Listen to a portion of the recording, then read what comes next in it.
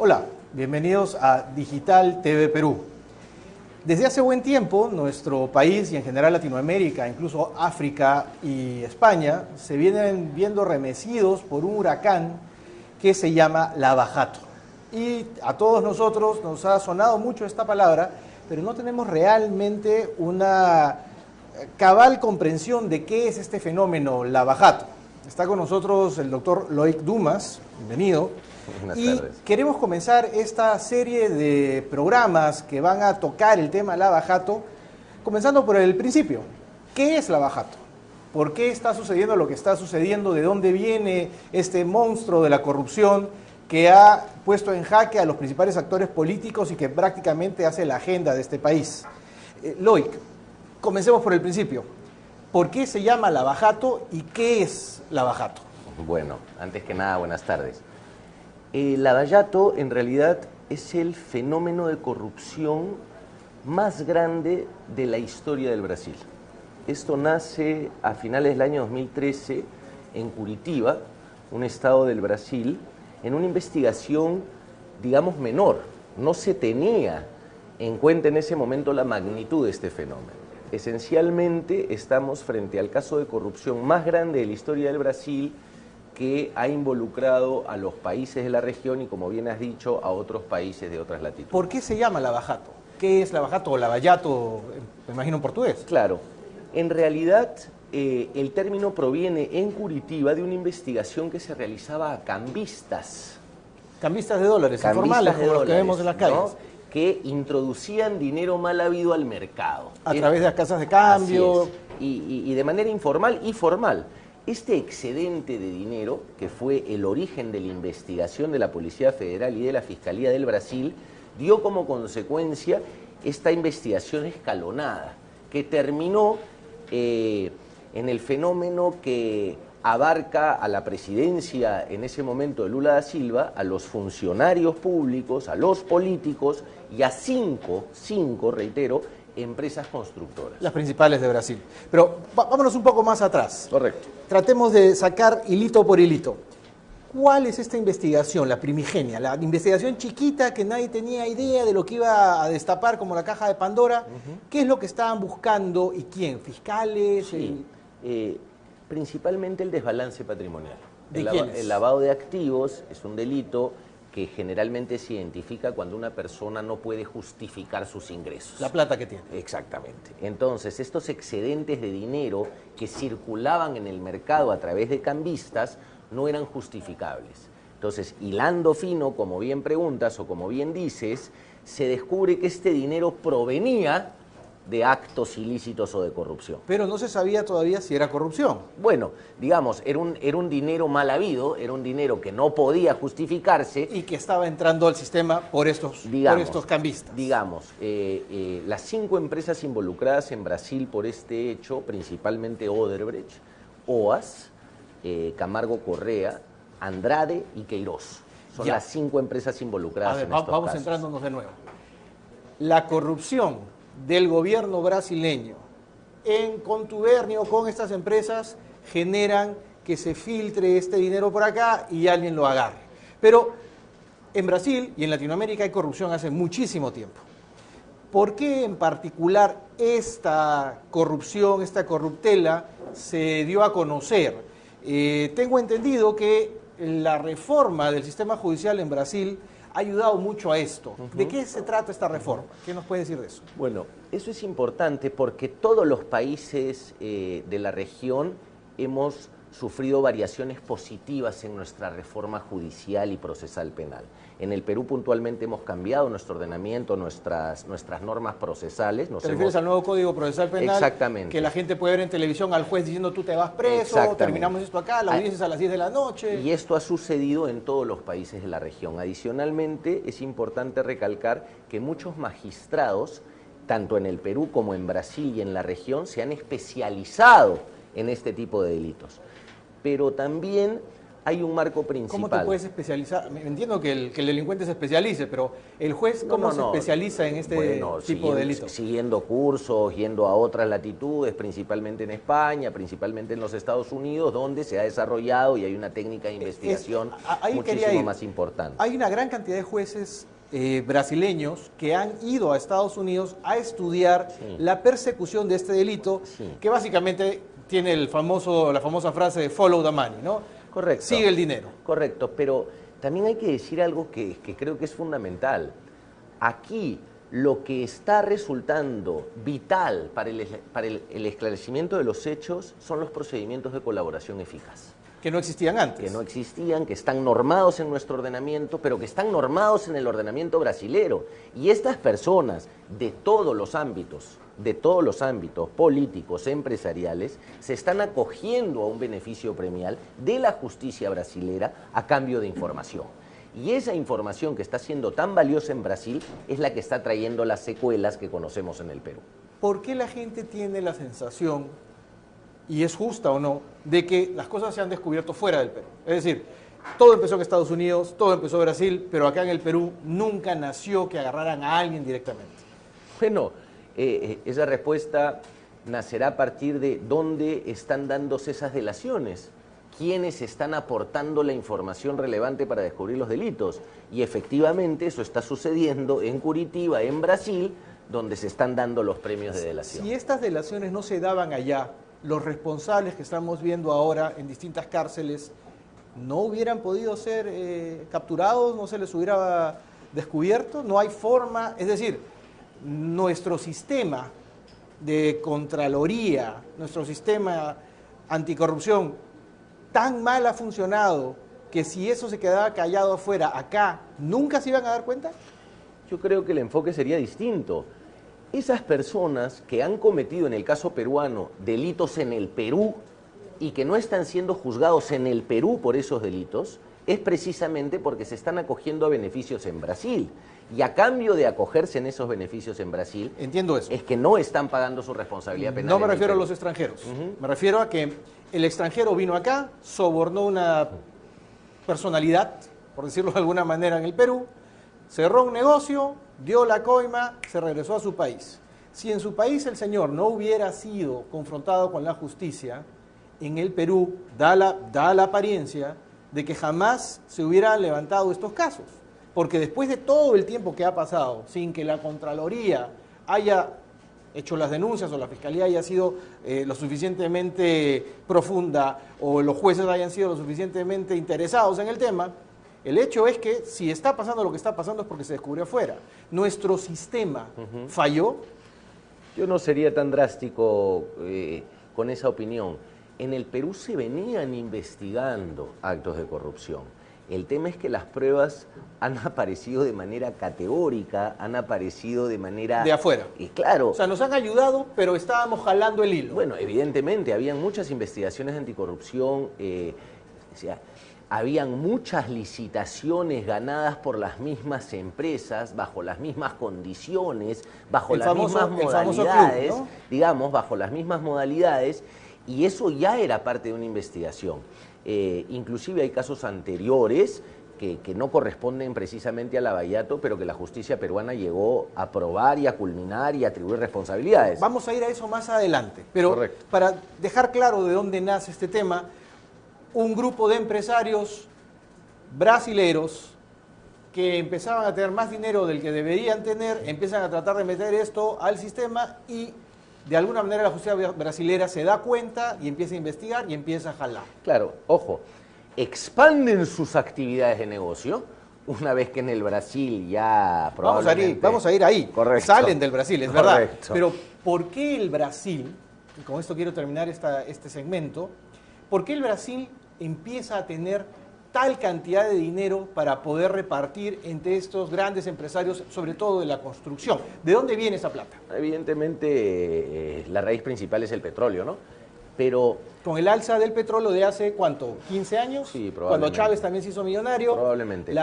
Bueno, Chávez pero Venezuela, aquí, ¿no? Aquí recordar que aquí en el Perú hablamos de las 5 empresas que estuvieron involucradas en las licitaciones, pero en el Brasil el centro de la investigación llega hasta la Presidencia de la República. Claro. Estamos hablando de ya el aparato político del Exacto. Estado funcionando. Presidida por Lula da Silva. Bueno, él es el principal imputado en estos casos. ¿Por qué Lula da Silva tenía dinero? Porque el Brasil había exportado mucho petróleo y Lula da Silva empezó a utilizar esa plata para buscar hacer obras de infraestructura en su país, obras que evidentemente estaban sobrevaluadas y le dieron este dinero a estas grandes empresas. Y en el accionar político de ese momento, recordar que Brasil también creció significativamente en lo comercial, se posicionó... Empezó a ser imperialista. Digamos, ¿no? Se posicionó como potencia mundial, fue favorecido con eventos internacionales de gran magnitud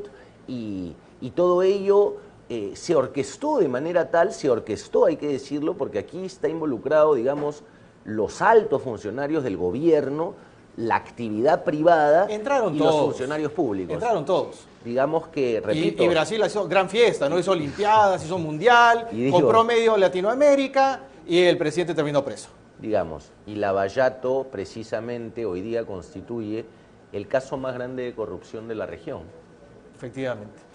Entonces, para terminar y concluir de alguna manera, el Brasil ganó mucho dinero con el petróleo, el gobierno del Brasil metió ese dinero a empresas amigas, esas empresas amigas ganaron mucho dinero y con la plata que tenían no les fue suficiente a Brasil y decidieron salir y empezar a mover los tentáculos por fuera con toda la aprobación y el estímulo de las altas esferas del poder brasilero, entre ellos Lula da Silva. Sí, pero también cada país que recibió a estas empresas constructoras también aceptó estas reglas de juego y estas formas de trabajo que representaba precisamente la entrega de dádivas o la entrega de favorecimientos para otorgar las buenas pros y ganar las licitaciones. Bajaron la cabeza y se dejaron comprar como cualquier paje ante un rey. Bueno. A eso vamos a ir ahora. Dale. Muy bien, muchas gracias. Estamos volviendo pronto.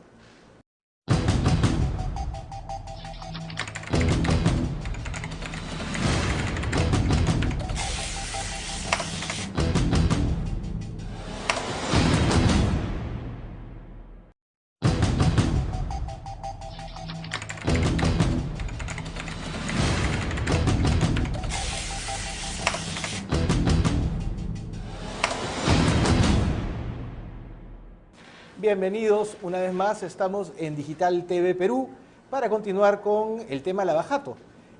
Habíamos visto en la entrevista anterior con el doctor Loic Dumas que nos acompaña que el meollo del crecimiento de Brasil se había dado, entre otras razones, gracias al alza del precio de petróleo, que también benefició en su momento a Venezuela, y que este dinero en manos del gobierno del Brasil había sido entregado a distintas grandes empresas constructoras que hicieron grandes proyectos de infraestructura, la principal Odebrecht evidentemente, en el Brasil, y que no venían solamente por la calidad de la obra que podían entregar, sino que además venían con regalos. Es decir, el gobierno del Brasil o los gobernantes del Brasil de entonces recibieron dádivas, los políticos brasileños recibieron dádivas y entonces hubo una especie de sobredimensión del dinero que tenían estos dos actores. Tenías empresas que habían hecho mucho dinero y tenían que buscar cómo lavar la plata que no era legal y políticos que habían hecho lo mismo y también buscaban lavar ese dinero. Fruto de esto, a través de agencias de cambio de dólares o de moneda extranjera, en Curitiba se enmascara una actividad de lavado de activos por el gobierno brasilero y por los políticos brasileros y por las empresas brasileras, y fruto de esto empieza a destejerse lo que se va a llamar el gran escándalo Lavajato. Ahora nos venimos un poco más para acá. Al terminar el bloque anterior, doctor Dumas, usted nos estaba diciendo que si bien es cierto, los brasileros en una actitud imperialista habían sacado todo ese dinero, habían hecho la gran fiesta de las Olimpiadas, habían hecho el Mundial y querían ser una potencia en Latinoamérica y en el mundo, comparándose pues con la India, con la China, ¿no? Países en gran crecimiento, pero que los políticos acá no habían reaccionado pues como patriotas, digamos, ¿no? Como políticos del Perú, sino que más bien habían buscado sus propios intereses y habían accedido a los grandes intereses de las grandes corporaciones brasileñas. ¿Cuándo empieza esto? No, en realidad, cuando se investiga ya en el caso peruano, y además a partir de las primeras declaraciones o delaciones de colaboración que entrega Jorge Barata al Perú, nos damos cuenta que empresas extranjeras, principalmente estas brasileras, se habían instalado en el Perú para la realización de grandes proyectos, ¿no? Y cuando digo instalado en el Perú, hablo a nivel nacional. No es solamente Lima, ¿no? Esto involucra presidentes regionales, obras regionales, obras en la ciudad de Lima. Digamos, las obras más importantes que se han desarrollado en el Perú en los últimos 5 o 4 años están sujetas a una investigación por Contraloría debido a las irregularidades en el otorgamiento de la buena prova. Ahora, en Latinoamérica hay grandes empresas constructoras argentinas, hay grandes empresas constructoras colombianas, hay grandes empresas constructoras incluso estadounidenses, americanas o chilenas, pero ninguna llegó al Perú.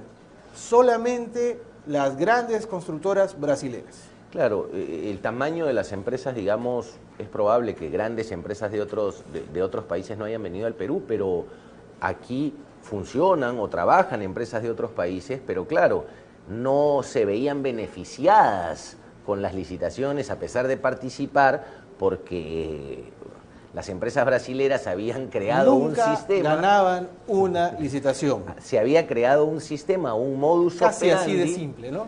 Bueno, este modus operandi que en un momento dado ya no solamente abarcó las construcciones o las licitaciones, sino se metió a la vida política del país. Ya veías anticipar quién podría ser el futuro presidente, quiénes podrían ser los futuros políticos que dirijan el país, y entonces también inyectaban capital en esas personas a efectos de posteriormente verse beneficiados. Ahora, ¿esto desde cuándo? Porque no hay pruebas, digamos, puntuales sobre algunos personajes, pero ya se habla, incluso el mismo Marcelo Odebrecht dice, nosotros apoyábamos a todos.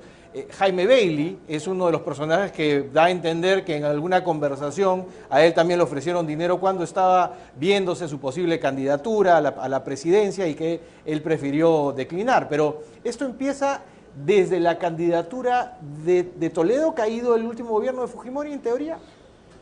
Falta que llegue alguna información, ¿no? Falta que llegue información del Brasil para poder concretizar esa respuesta, pero creería que esto nace un poco antes. Creería que el escándalo o el caso de corrupción de Odebrecht se empieza a investigar desde el gobierno de Alan García. ¿Desde el primer gobierno de Alan García? ¿Desde el primer gobierno? No, desde el segundo gobierno. ¿Desde el segundo gobierno? García, claro está. Desde el segundo gobierno de Alan García en adelante, los actores políticos principales están siendo investigados. ¿Toledo no? Toledo es anterior. Perdón, entonces... Desde el primer gobierno, digamos, el único gobierno de Toledo, probablemente el único que tenga también.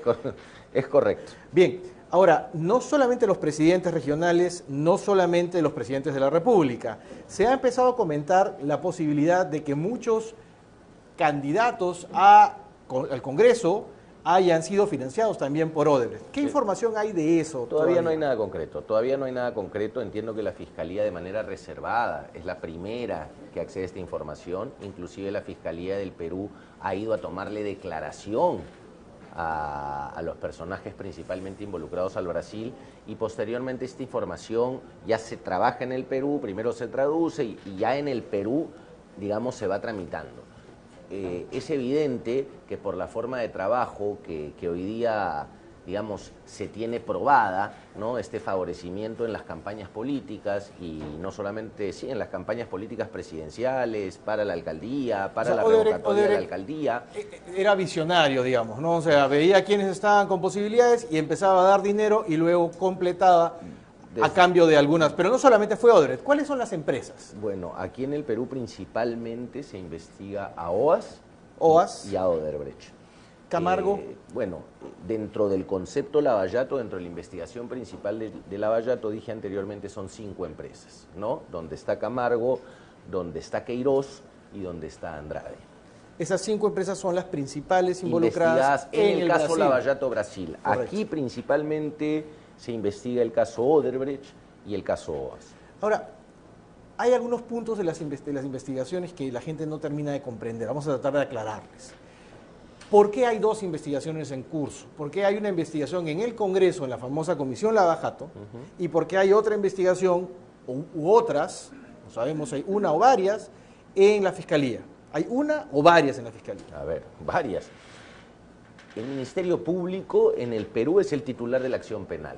Cuando conoce de un posible o de la existencia de un posible delito, está obligado a investigar.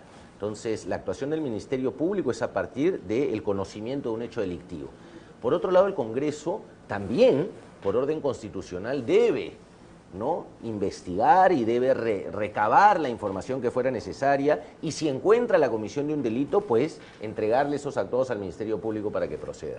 Hoy día el caso es tan grande e involucra a tantas personas que el Congreso, por un lado, sigue investigando, bueno, ha sido investigado recientemente nuestro presidente de la República, que también estaría involucrado de alguna manera con el caso de corrupción de Odebrecht, y por otro lado en la Fiscalía no hay una, son varias investigaciones que tiene a su cargo hoy día la Fiscalía relacionadas a estos casos. ¿Pero es una sola investigación? ¿Es un megaproceso o son distintas...? Son varios megaprocesos, porque como dije anteriormente... Varios megaprocesos. Claro, hoy día, como dije anteriormente, no solamente son casos de Lima, son casos de obras que se dieron en otras regiones, o que aparentemente se habrían dado en otras regiones, dado que todavía no tienen sentencia. Entre la Fiscalía y la Comisión Lavajato, en donde además tenemos como sazonador especial que la presidenta de la comisión sea una fujimorista y que a su vez los fujimoristas en el Congreso hayan pedido la destitución del fiscal de la Nación.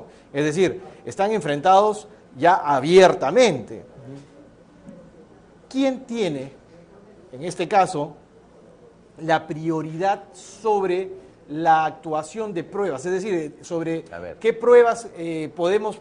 A ver, ¿Quién tiene más facultades de poder estar informado? El titular de la acción penal es la Fiscalía. Es el Ministerio Público. Correcto. El tema que estamos viendo, estas circunstancias que estamos viviendo en relación a las disputas que tiene la Comisión en el Congreso y el Ministerio Público, creo que es netamente político. Todos somos conscientes que hoy día hay una investigación en contra de la lideresa política de Fuerza Popular. Que además la Fiscalía ha ido avanzando paulatinamente en esa investigación y ha hecho diligencias importantes, ¿no?, como la intervención a los dos locales partidarios, ha ido a tomar declaraciones, incautaciones. El problema de eso es que deja un tufito de yo te investigo a ti porque eres mi enemigo y a su vez la comisión investiga a Kuczynski porque es el enemigo político. Bueno, pienso que da la impresión de que la Fiscalía ha asumido una posición política. Yo no lo veo así. Todos los partidos y los actores políticos actualmente están siendo investigados. Más bien considero que Fuerza Popular no quiere ser investigado o está siendo, digamos, a través de la fuerza que tiene en el Parlamento y a través de la comisión, creería que está siendo de alguna manera obstruccionista con la investigación del Ministerio Público. Correcto. Bueno, terminamos con este bloque por ahora, vamos a continuar más adelante. Volvemos con ustedes.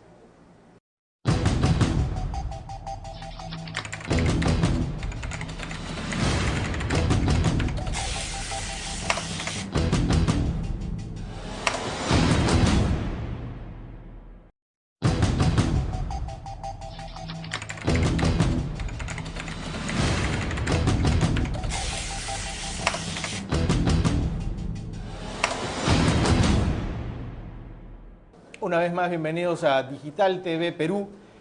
Volvemos con el tema Lavajato, tratando de explicar un poco mejor qué es lo que está pasando en el Perú. Quisiera hacerte, Loic, algunas preguntas que puede tener el ciudadano de a pie. A veces se siente que la justicia en el Perú no está tratando a todo el mundo de la misma manera. ¿Por qué en algunos casos se dan ciertas disposiciones y por qué en otros casos no? Te doy un pequeño ejemplo. Marcelo Odebrecht en algún momento ha mencionado que había que aumentarle X cantidad de dinero a Keiko Fujimori. Y a veces esta declaración se toma con más veracidad que otras. De pronto en otra declaración Marcelo Odebrecht puede haber dicho algo de un tercero y ese tercero ya está preso, pero Keiko no tiene orden de captura, o personas que han que tienen en el caso de la alcaldesa Susana Villarán. Hay varias personas que han referido haberle dado no dinero a ella, sino que con su participación haberle pagado a un publicista para que vea el tema de su campaña, y simplemente lo que se ha discutido en su caso es si es que iba a quedarse en el Perú sin posibilidad de viajar, o si es que iba a tener alguna otra medida restrictiva o no.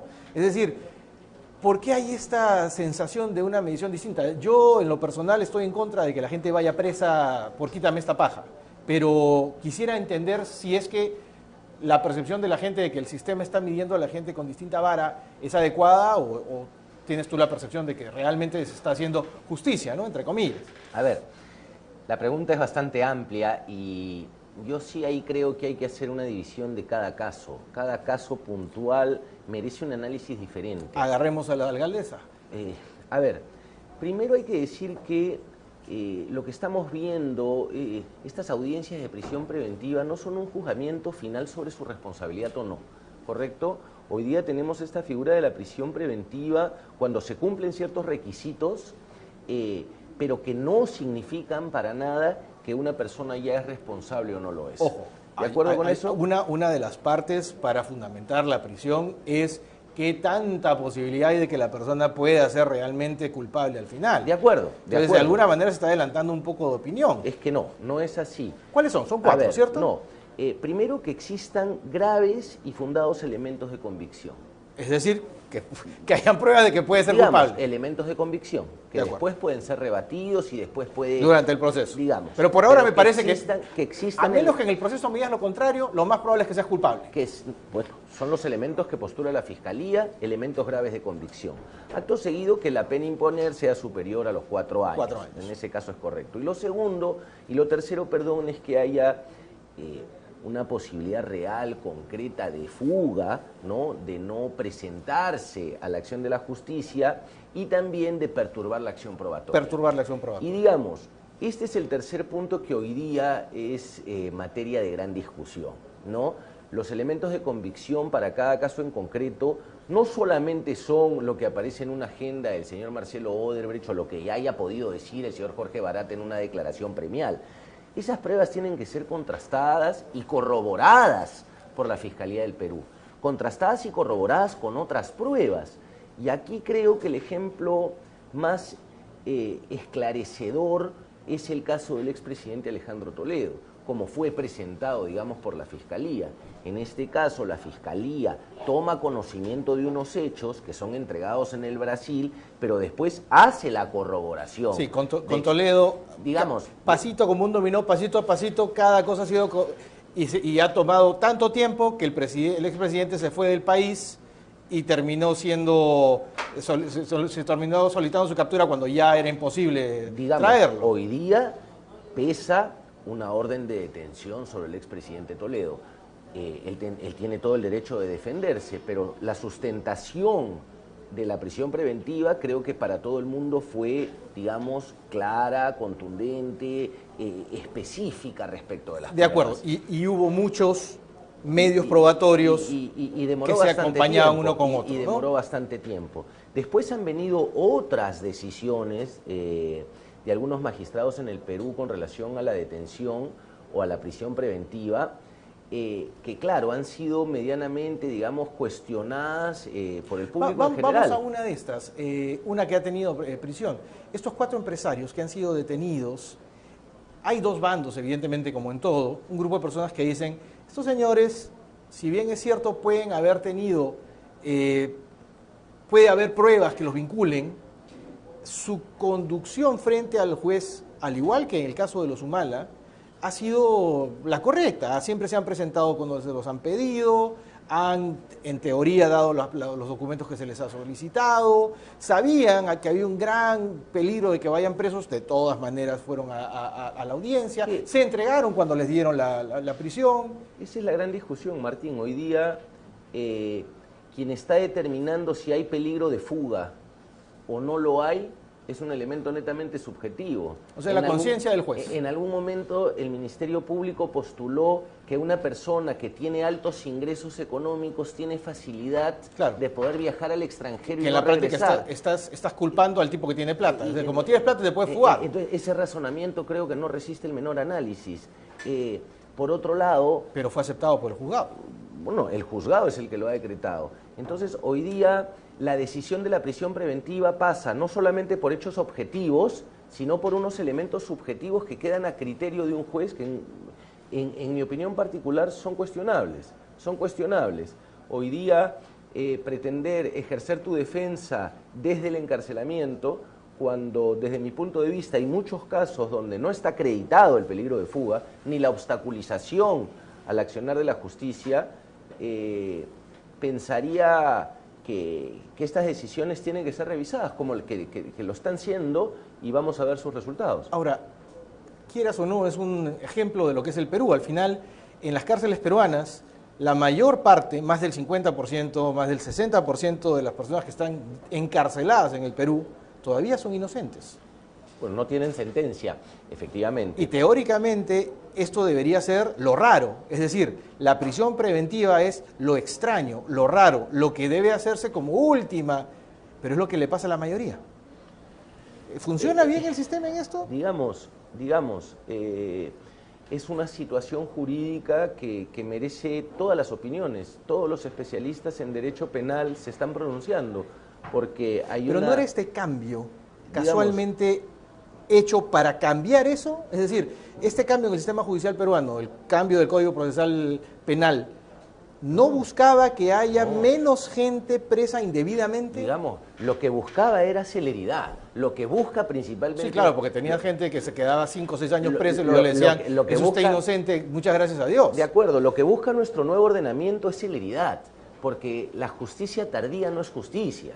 ¿Correcto? La intención era que los procesos se tramiten más rápido y que podamos pues terminar o condenar o absolver a las personas sometidas a un procedimiento. Y es una gran cosa que este caso esté poniendo de realce el sistema judicial. Porque claro, si estamos viendo las cosas, estamos viendo cómo funciona el sistema judicial en buena medida es porque tenemos casos enormes que todo el mundo quiere mirar. Pero, sin embargo, pero está mostrando también esas falencias. Y graves falencias, porque la detención preliminar o la prisión preventiva es durante la tramitación del proceso, y tenemos casos en que la prisión preventiva ha culminado y no hay sentencia, y que los jueces se ven obligados, a pedido del fiscal, a prorrogar estas prisiones preventivas porque todavía no llegan a las sentencias. La idea del cambio en el Código Procesal Penal es que no hayan personas 3 años presas sin una sentencia, y resulta que ahora pasan más de 3 años, no tienen sentencia y muchas veces tienen que soltarlos, a pesar de que en muchos casos sí hayan pruebas. Es decir, la celeridad, la famosa celeridad no se ha logrado. Pero volvamos al tema Lavajato.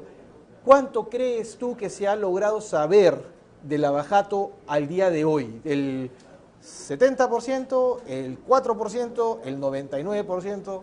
Desde mi punto de vista, menos de la mitad. Menos de la mitad.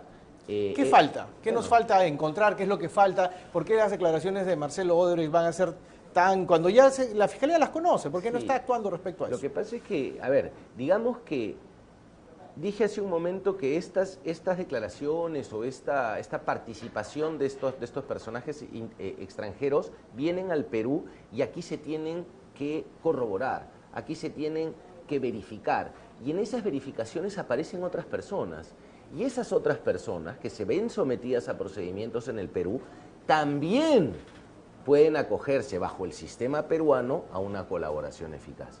Entonces, esto es, como dijiste, un dominó. El efecto de que una persona pueda aportar pruebas sustanciales para el esclarecimiento de un hecho. Esa es la idea. Pienso que en el Perú todavía hay mucha gente que no está siendo investigada y que va a ser investigada, muchas obras que de pronto todavía no se ha llegado a determinar, o la Contraloría todavía no emite los informes correspondientes, pero pienso que no estamos todavía ni a la mitad. Y esa lentitud no estará ayudando a que muchas de estas personas, viendo además que por cualquier cosa están metiendo preso a todo el mundo, simplemente hagan sus maletas y se vayan. ¿Hay alguna fórmula para evitar esto? ¿El sistema previene de alguna manera esto? En realidad no. Aquí la idea es, todo el mundo es inocente hasta que no se pruebe lo contrario. Y para pedir una medida tan drástica como la privación de la libertad... O al menos el impedimento de salir del país. Bueno, digamos, pero son medidas drásticas. No Y para eso se tienen que contar la Fiscalía con elementos no mínimos, sino elementos, pues, indicios razonables de la posible comisión de un delito. Hechos que a la fecha, por la magnitud de los casos que está investigando... ¿Cuáles son las empresas que en el Perú, las empresas brasileras que en el Perú van a ser investigadas? Bueno, porque Odebrecht ya ha saltado mucho. OAS está siendo investigada. ¿Hay alguna más?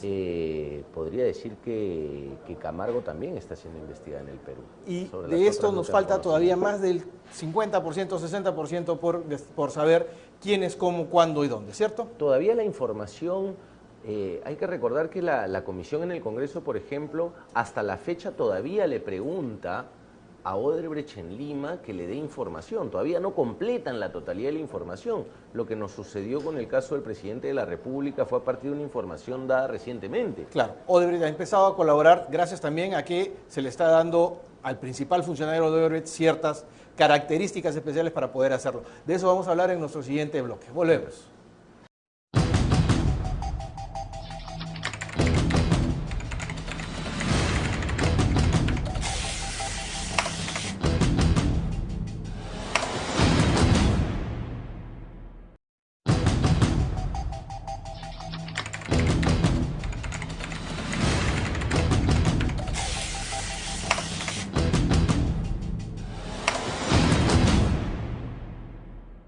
Bienvenidos otra vez a Digital TV Perú.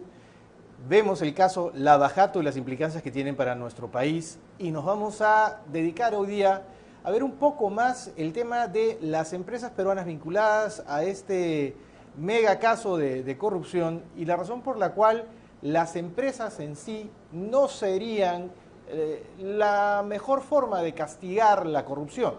Vamos a ver a qué me refiero. Loic, si Graña y Montero, si el mismo Odebrecht en el Perú, si las 4 o 5 principales constructoras que generan obras de infraestructura en el Perú simplemente mañana cierran las puertas, el Perú no va a crecer económicamente por lo menos un par de años probablemente.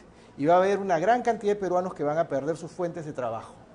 La opinión pública, si uno le pregunta al ciudadano de a pie en la calle, a alguien que no está vinculado de alguna manera laboral o de repente no lo sabe, que pertenece a una empresa que a su vez le presta servicios a Graña y Montero o a cualquiera de las otras, y te puede decir, bueno, que la cierren, que se vayan presos todos, etcétera. Pero el Perú no se puede dar ese lujo. Una cosa es castigar a los responsables de haberlos, todo el mundo tiene derecho a la presunción de inocencia y hasta el día de hoy no hay una sentencia que declare culpable a nadie, pero una cosa es perseguir a los posibles culpables y otra cosa es perseguir a una empresa de la cual depende 500.000 de peruanos. Y a su vez bancos y otras empresas que tercerizaban probablemente trabajo. Te pregunto esto porque hay gente que no ve con buenos ojos que las empresas tengan capacidad de negociación. Odebrecht tiene un excelente abogado penalista, el doctor Bramón Arias, que básicamente lo que está haciendo es buscar negociar la fórmula para que Odebrecht pueda sobrevivir. Porque Marcelo Odebrecht ya está en su casa.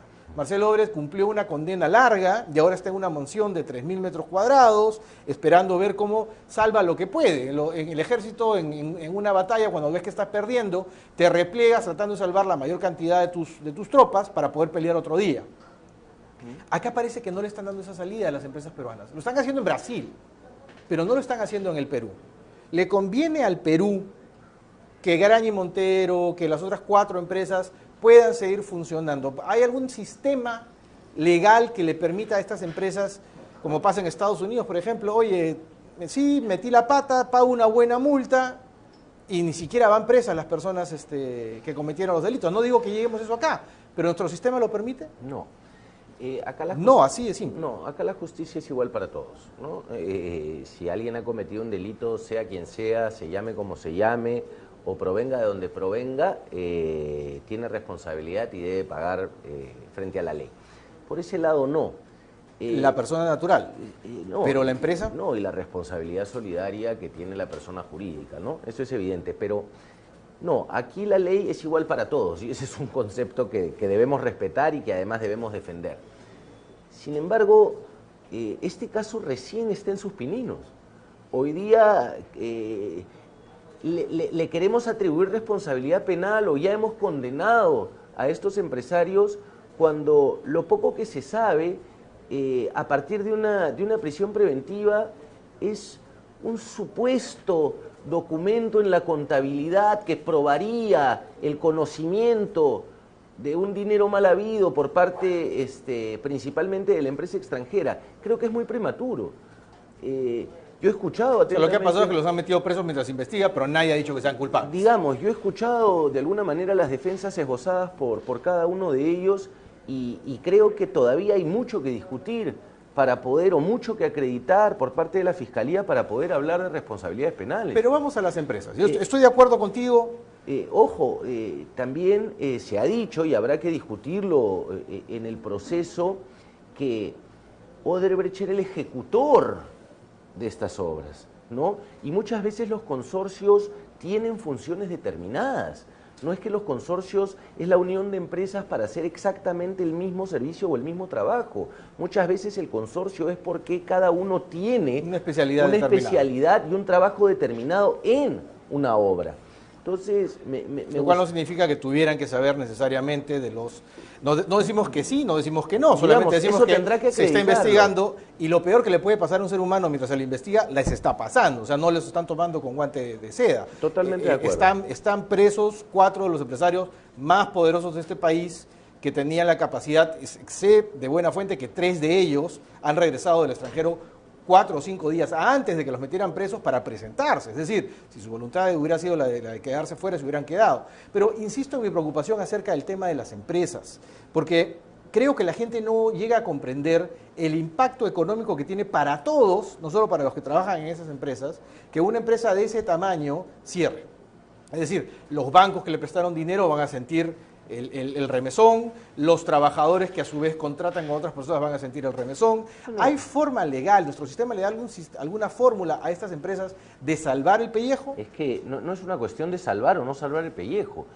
En caso se pruebe la responsabilidad de dichos funcionarios y a su vez la responsabilidad solidaria que tendrían estas personas jurídicas, ellas serían pasibles de una sanción patrimonial, ¿no? Y probablemente de una inhabilitación, ¿no? Para servir con el Estado o para participar en proceso de licitación, dependiendo cuál es la cuantía. ¿Y qué pasa con los activos que tienen estas empresas que ya están en contratación con el Estado? Hay obras que se están ejecutando actualmente y que tienen que seguirse ejecutando porque si no pierde el país. Bueno, todavía son inocentes.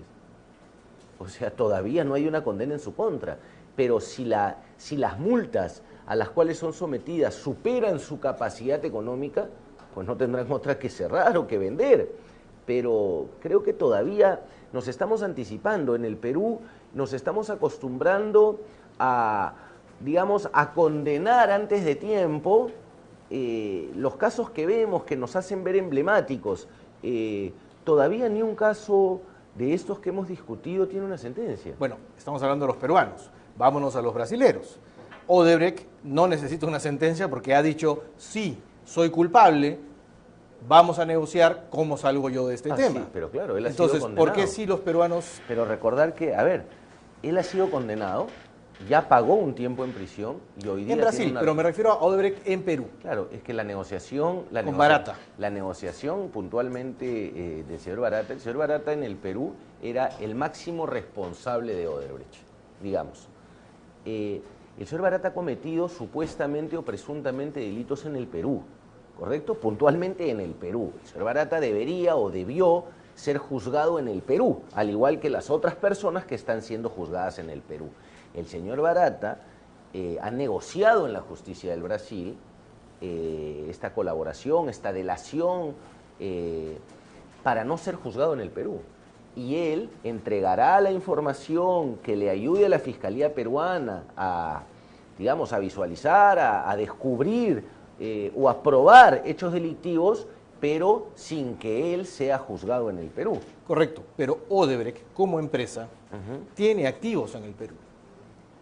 Tiene activos todavía en el Perú, pero sé que está vendiendo su participación en las obras en las que participó. ¿Por qué puede hacerlo y por qué no las empresas peruanas? ¿O las empresas peruanas también pueden hacerlo? Podrán hacerlo. Vamos por ahí. Podrán hacerlo. Digamos, el día de mañana Graña y Montero puede vender lo que tiene acá y simplemente traspasar ese patrimonio a otra pero siempre y cuando no afecte los intereses del Estado. Porque y Odebrecht. Y también el Perú vela de recibir la reparación civil en caso se hayan producido esos delitos, y lo está haciendo con Odebrecht y también lo estará haciendo. ¿De qué manera lo está haciendo con Odebrecht? Bueno, es que las sanciones penales van acompañadas de una reparación civil. Correcto, pero ¿de qué manera se ha hecho hasta ahora?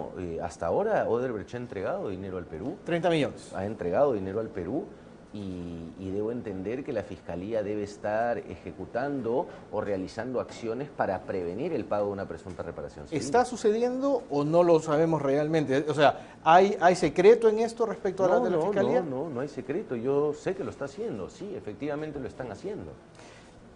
Terminando con este tema, para aterrizar un poco y la gente pueda comprender cómo nos afecta esto a nosotros. En teoría, el señor Toledo teóricamente es inocente, no se le ha sentenciado, pero de lo que se le acusa básicamente es que Odebrecht le dijo: vamos a hacer una carretera por acá, esta carretera va a costar X, tú vas a recibir tanta plata, o él pidió tanta plata, 35 millones en un comienzo, si mal no recuerdo. Y el gran problema es que la carretera terminó costando 4.000 millones y no sirve para nada. O sea, el tráfico que tiene esa carretera es mínimo y además el tipo de contrato que se hizo genera que si no hay suficiente flujo de tráfico, es el Estado quien tiene que cubrirle a la empresa eso. Es decir, en pocas palabras, con esos 4.000 millones, el Perú pudo haber hecho hospitales, pudo haber hecho colegios, pudo haber peleado contra la tuberculosis o contra la falta de hierro en los niños, pero no, se hizo una pista que no beneficia a nadie. Nos hubiera salido mucho más barato sacar de nuestro bolsillo y darle 35 millones de dólares a Toledo, nos hubiéramos ahorrado un montón de plata. ¿Cómo hacemos para que esos contratos, evidentemente lesivos para el Perú, puedan ser anulados sin necesidad de caer en manos de árbitros que van a darle la razón desgraciadamente a la empresa? Porque el Estado peruano finalmente al firmar el contrato está aceptando obligaciones. No. Es por eso que no solamente buscamos sancionar a los particulares, aquí buscamos sancionar principalmente a los funcionarios públicos, porque los delitos cometidos por el funcionario público que deja de hacer lo que debe para favorecer los intereses de terceros, para perjudicar la función que ejerce. Entonces, hoy día vemos que presidentes regionales, que 8, al menos, altos funcionarios políticos, digamos, hasta presidentes de la República, están siendo sometidos a investigación, porque lo que nos tiene que dejar de aprendizaje estos hechos es que el funcionario servidor público que entregue los intereses del Estado a un tercero tiene que ser sancionado de manera ejemplar, severa, porque ese es el camino por donde se filtra la corrupción. Siempre van a aparecer probablemente empresarios que quieran verse beneficiados en detrimento de otros. De acuerdo, castigamos a los funcionarios. Correcto. Pero la plata que va a pagar el Estado, por ejemplo, en el caso de la Interoceánica, sigue siendo de los peruanos. Vamos a hablar de esto en nuestro siguiente bloque. Correcto. Volvemos. Una empresa particular y una empresa peruana, el Perú los pierde. Sí, perdemos arbitrajes a diestra y siniestra. El Perú los pierde. ¿Pero por qué los perdemos? Porque son contratos que se hacen con todo el marco adecuado, pero donde evidentemente el Perú, el funcionario que firmó, pues no estaba velando por los intereses del país. Claro, pero no solamente es el funcionario, ¿no? Aquí el aparato de la corrupción abarca más allá de un funcionario puntualmente. Hablamos de un sistema, ¿no? Digamos. Enquistado en un gobierno determinado. Son varias personas las que trabajan en grupo. Y ojo, por eso hoy día cuando hablamos de organización criminal, de asociación ilícita para delinquir, tenemos casos, hemos visto, ¿no? Casos de regiones donde desde el presidente regional y todos los funcionarios que están a cargo de la administración de dicha región están involucrados en los mismos hechos. Y alcaldías también, de gobiernos locales, regionales. Y en obras de mediana, de gran envergadura, digamos, Lavallato nos nos pone en evidencia nuevamente lo que hace 17 años... Es una radiografía. ¿no? Lo que hace 17 años pensábamos que nunca más iba a ocurrir. Pero con este tipo de convenio que está logrando, de este tipo de acuerdo que está logrando Odebrecht, se imposibilita al Estado lograr anular, porque digamos, lo que vale de Odebrecht en muchos casos es lo que ha logrado firmar con el Estado, es decir, su participación en determinada concesión, su participación en esta otra, eso es lo que hace que Odebrecht tenga dinero hoy y es lo que está tratando de salvar. Claro. Si nosotros vamos a pelear eso, realmente podríamos quitarle a Odebrecht, quitarnos de encima a nosotros una responsabilidad que nos permitiría hacer obras donde el Perú no las tiene. Lo que pasa es que el Estado peruano tiene que tener la seguridad o la certeza de que quien está ejecutando una obra puede cumplirla. Hoy día Odebrecht no solamente no tiene credibilidad en el cumplimiento de una obra, sino que no tiene los fondos, ni las garantías, ni los recursos para poder cumplir con esas obras. Pero entonces se está vendiendo y se está llevando el dinero. No, efectivamente, eso no es así. Hoy día lo que pedimos es que Odebrecht traspase la ejecución de la obra a un tercero, ¿correcto? Y que el dinero de ese traspase sea velado por el Estado. Odebrecht debe pagarle o terminará pagándole una reparación civil al Estado peruano. No es que se van a ir, van a vender sus cosas y no nos deberían pagar. Al contrario, hoy día el Perú necesita que sean empresas serias, de reconocimiento, de reconocido prestigio, pero además con las garantías de que nos van a cumplir las obras. Sin embargo, aquellas empresas son casualmente las cuestionadas, digamos, las que se consideraban y deberían seguirse considerando hasta que no haya prueba en contrario y una sentencia seria, son las principales 5 empresas del Perú que están encontrando problemas para poder trabajar el desarrollo. Es decir, yo recuerdo en este último niño que habían gobiernos que se quejaban de que la gran maquinaria la tenían estas empresas y que no podían trabajar porque estaban o embargadas o no tenían proveedores que quisieran darles crédito porque estaban con problemas. Mira, yo creo ¿Cómo pasamos el bache? Es que yo creo que hay otras empresas en el Perú que también pueden realizar las obras que estamos mencionando.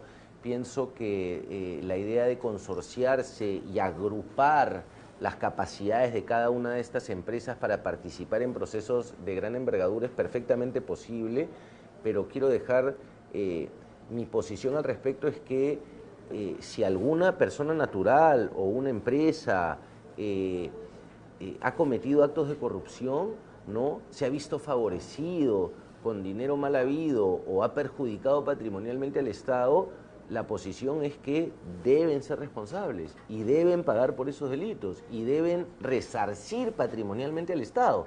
Eso es indudable. A partir de esa figura, este ejemplo o estos casos emblemáticos que estamos viendo reforzarán nuestro sistema, harán que el ciudadano crea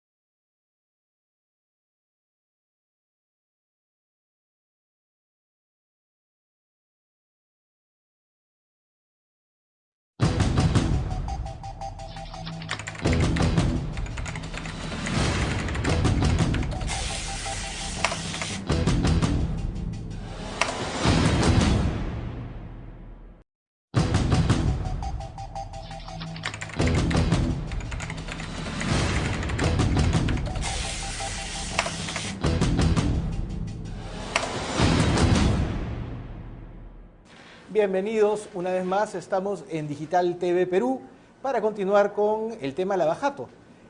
Habíamos visto en la entrevista anterior con el doctor Loic Dumas, que nos acompaña, que el meollo del crecimiento de Brasil se había dado, entre otras razones, gracias al alza del precio de petróleo, que también benefició en su momento a Venezuela, y que este dinero en manos del gobierno del Brasil había sido entregado a distintas grandes empresas constructoras que hicieron grandes proyectos de infraestructura, la principal Odebrecht evidentemente, en el Brasil, y que no venían solamente por la calidad de la obra que podían entregar, sino que además venían con regalos. Es decir, el gobierno del Brasil o los gobernantes del Brasil de entonces recibieron dádivas, los políticos brasileños recibieron dádivas, y entonces hubo una especie de sobredimensión del dinero que tenían estos dos actores. Tenías empresas que habían hecho mucho dinero y tenían que buscar cómo lavar la plata que no era legal, y políticos que habían hecho lo mismo y también buscaban lavar ese dinero. Fruto de esto, a través de agencias de cambio de dólares o de moneda extranjera, en Curitiba se enmascara una actividad de lavado de activos por el gobierno